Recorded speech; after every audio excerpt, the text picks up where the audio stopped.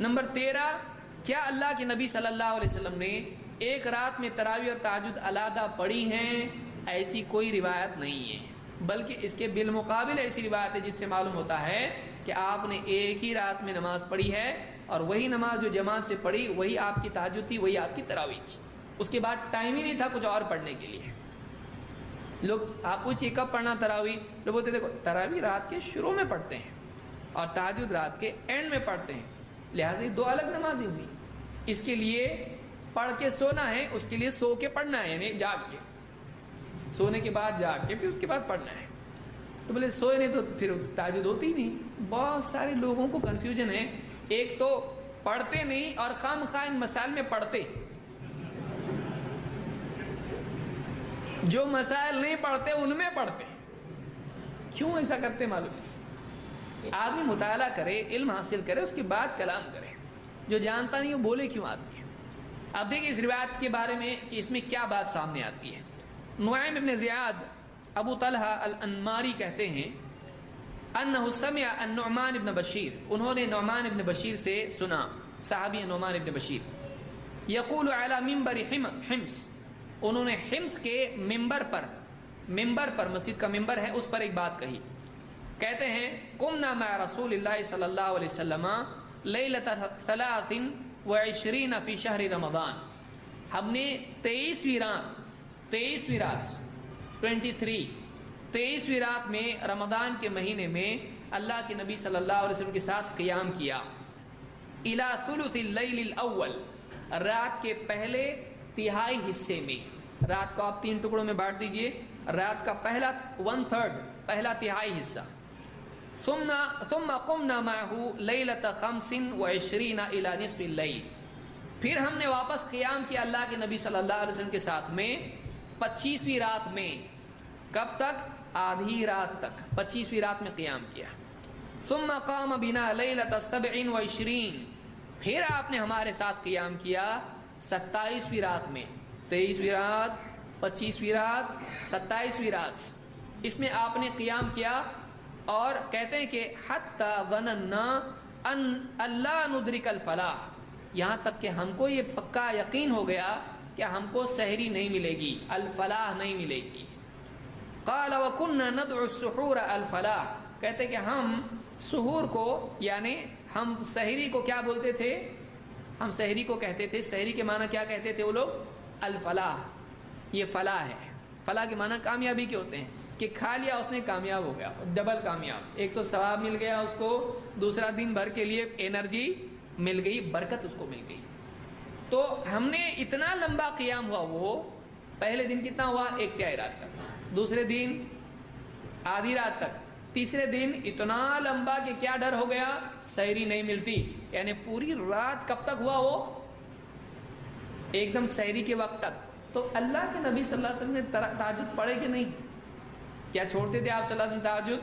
نہیں چھوڑتے تھے۔ تو آپ نے اتنی لمبی نماز پڑھی کہ آپ نے تہجد کا ٹائم نہیں، سحری کے بھی لیے خطرہ پیدا ہو گیا۔ تو ایک رات میں آپ صلی اللہ علیہ وسلم 2 نماز پڑھتے تھے؟ نہیں پڑھتے تھے۔ ایک رات میں ایک ہی نماز آپ کی تھی، وہی تہجد تھی، وہی تراویح تھی۔ اس کو امام احمد، نسائی، حاکم اور ابن خزیمہ نے روایت کیا ہے، اور الفاظ امام احمد کے ہیں، اور صلاۃ التراویح میں شیخ الالبانی نے اس کو صحیح کہا ہے۔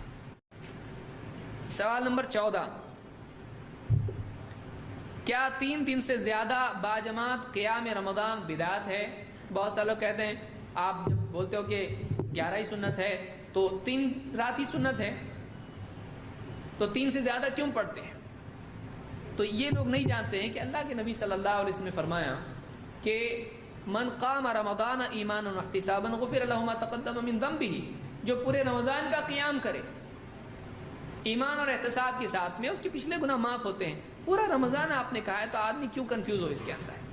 3 رات پھر آپ نے کیوں پڑھائی؟ اللہ کے نبی صلی اللہ علیہ وسلم نے 3 رات قیام کیوں کیا؟ آئیے دیکھتے ہیں۔ ابو ذر رضی اللہ عنہ فرماتے ہیں سمنا مع رسول اللہ صلی اللہ علیہ وسلم رمضان، ہم نے اللہ کے رسول صلی اللہ علیہ وسلم کے ساتھ میں روزہ رکھا رمضان میں۔ فلم یقم بنا شیئا من الشہر حتی بقی 7، آپ نے ہمارے ساتھ قیام نہیں کیا یہاں تک کہ مہینے کے 7 دن بچ گئے۔ فقام بنا حتی ذهب ثلث اللیل، پھر آپ نے ہمارے ساتھ قیام کیا یہاں تک کہ 1/3 رات گزر گئی۔ فلما كانت السادسة لم يقم بنا، جب چھٹی رات تھی یعنی 6 باقی رہ گئی، آپ نے ہمارے ساتھ قیام نہیں کیا۔ فلما كانت الخامسة قام بنا حتى ذهب شطر اللیل، جب 25ویں رات تھی آپ نے ہمارے ساتھ قیام کیا، پچھلی رات کے برابر ہے، یہاں تک کہ آدھی رات گزر گئی۔ فقلت یا رسول اللہ لو نفلتنا قیام هذه اللیلہ، میں نے آپ سے کہا اے اللہ کے رسول آپ ہم کو پوری رات ہی پڑھاتے تو کتنا اچھا ہوتا ہے۔ قال فقال ان الرجل اذا صلى مع الامام حتى ينصرف حسب له قیام لیلۃ، آپ نے فرمایا کہ ایک آدمی جب امام کے ساتھ نماز پڑھتا ہے رات کی نماز، کیونکہ یہ فرض نماز کی بات ہو رہی ہے نہیں، یہ قیام اللیل کی بات ہو رہی ہے، یہ تراویح کی بات ہو رہی ہے کہ ایک آدمی جب اپنے امام کے ساتھ نماز پڑھتا ہے اور یہاں تک کہ امام فارغ ہو جائے اس کے لیے پوری رات کا ثواب لکھا جاتا ہے۔ تو ایک آدمی امام کے ساتھ انہوں نے کہا کہ آپ اور پڑھاتے رات بھر، کوئی ضرورت نہیں ہے، تم نے ہمارے ساتھ پوری پڑھی ٹھیک ہے، امام کے فارغ ہونے تک تم شریک رہے، بچی ہوئی رات تم نہ بھی پڑھو تو تم کو ثواب رات بھر کا ہے۔ صحابی کیا کہہ رہے ہیں؟ رات بھر پڑھتے تو اچھا تھا۔ آپ صلی اللہ علیہ وسلم کیا فرما رہے ہیں؟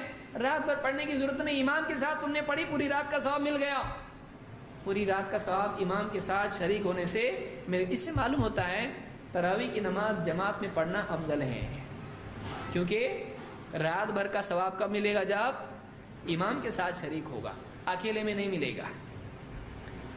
پھر کہتے ہیں کہ فلما كانت الرابعة لم يقم، پھر جب چوتھی رات تھی، چوتھی یعنی نیچے سے چوتھی 26ویں رات، تو آپ نے ہمارے ساتھ قیام نہیں کیا۔ فلما كانت یہ 26 27 جو آپ کو کنفیوژن ہو رہا ہوگا کہ چوتھی رات کہہ رہے ہیں لیکن وہ 26ویں کیسے ہوئی، تو لیلۃ القدر کے درس میں تفصیل سے اس کو انشاءاللہ ہم دیکھیں گے، کیونکہ اس میں یہ بہت الفاظ آئے ہیں۔ رمضان کے آخری عشرے میں لیلۃ القدر کا جو پہلا درس ہوگا اس میں بحث آئے گی۔ کہتے ہیں کہ فلما كانت الثالثة، جب تیسری رات تھی یعنی 27ویں رات تھی، 3 باقی رہ گئیں، جمع اہلہ ونساءہ والناس، آپ اپنے گھر والوں کو، اپنی بیویوں کو اور سارے لوگوں کو آپ نے جمع کیا۔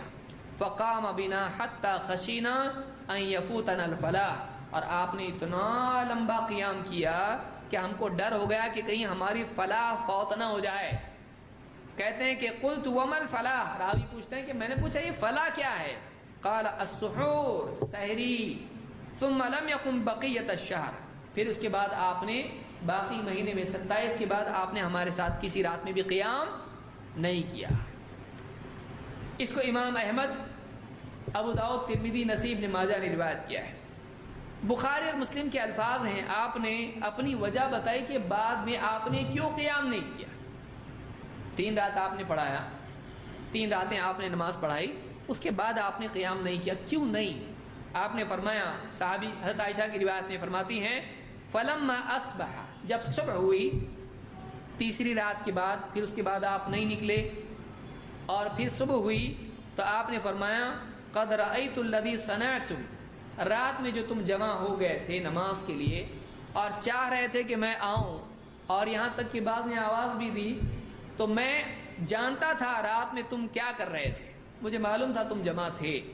وَلَمْ يَمْنَعْنِي مِنَ الْخُرُوجِ إِلَيْكُمْ إِلَّا أَنِّي خَشِيتُ أَن تُفْرَضَ عَلَيْكُمْ، باہر نکلنے میں کوئی اور چیز میرے لیے رکاوٹ نہیں تھی، بس ایک رکاوٹ تھی، وہ یہ تھی کہ کہیں یہ نماز تم پر فرض نہ ہو جائے، کہیں یہ نماز تم پر فرض نہ ہو جائے، کہیں یہ فرض نہ ہو جائے تراویح کی نماز، اس کے لیے میں باہر نہیں نکلا۔ تو وجہ یہ نہیں تھی کہ اس کے بعد پڑھنا جائز نہیں، وجہ یہ تھی کہ میں اگر باہر نکلتا اور پڑھاتا نماز، مجھے ڈر تھا کہ کہیں یہ فرض نہ ہو جائے۔ تو معلوم یہ ہوا کہ اللہ کے نبی صلی اللہ علیہ وسلم کا باہر نہ آنا ایک مجبوری کی وجہ سے تھا، 3 راتوں سے زیادہ نہیں پڑھانا ایک مجبوری کی وجہ سے تھا کہ اللہ کی طرف سے وحی آئے گی اور یہ فرض ہو جائے گی۔ لہٰذا عمر بن خطاب رضی اللہ تعالیٰ نے جب ان کی خلافت کا زمانہ آیا تو لوگوں کو پھر مہینے بھر تراویح کی نماز کے لیے جماعت سے کھڑا کیا۔ کیوں؟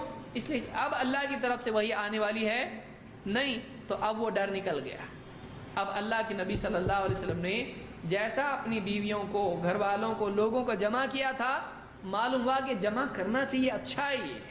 اگر یہ اچھا نہیں ہوتا تو آپ صلی اللہ علیہ وسلم کبھی گھر والوں کو جمع نہیں کرتے، معلوم ہوا کہ یہ مستحب ہے، لیکن نہیں نکلے مجبوری کی وجہ سے۔ آپ نے یہ نہیں کہا 3 سے زیادہ نہیں پڑھنا، 3 ہی راتیں ہوتی ہیں، آپ نے ایسا کہا نہیں۔ آپ نے کہا معلوم تھا مجھ کو تم جمع تھے، لیکن میں اس وجہ سے نہیں نکلا کہ کہیں فرض نہ ہو جائے، تو یہ مجبوری آپ کے بعد باقی ہے نہیں، لہٰذا اب جماعت سے پڑھنا صحیح ہے، بلکہ بہتر اور افضل ہے۔